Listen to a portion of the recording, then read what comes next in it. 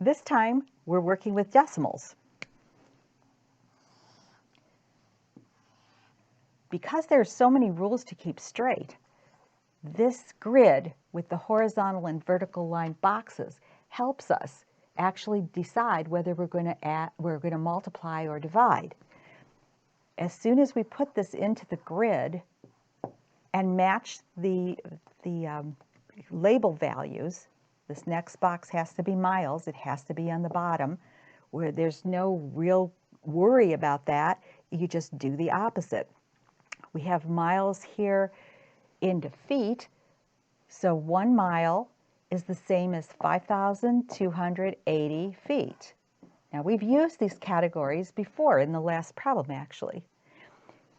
We can cross out our miles. Our feet now matches what we want, the conversion, so these boxes are not necessary anymore. But this time, what we have is 2.5 times 5,280 over 1. There isn't any canceling that we can do. We can only cross out with a top and a bottom numbers following the divisibility rules. So this has to be 2.5 times 5,280 over 1. This calculation pulls back your rules for how do you multiply using a decimal. So the multiplication is normal. We're going to worry about the decimal point at the very end.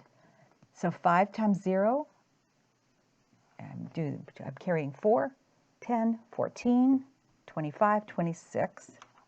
If you need a placeholder there, that's fine. 2 times 0, 16, 5, and 10. It's tempting to just grab the calculator, but you do have a calculator brain. Okay, that's 10. I'm carrying 1. It's 12, 3, and 1.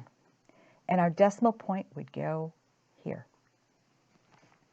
So our answer would fit into this box, 13,200.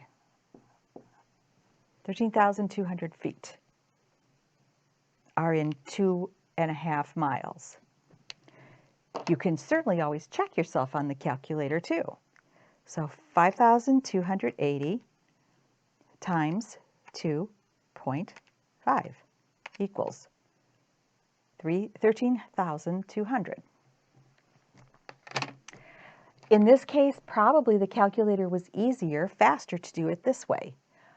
But if you're taking some tests, like portions of the ACT and SAT have a no calculator section.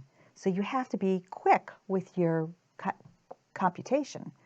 Also, if you are planning to go into the military, there's an aptitude test, battery of tests that are taken to actually place you in something that's of interest to you.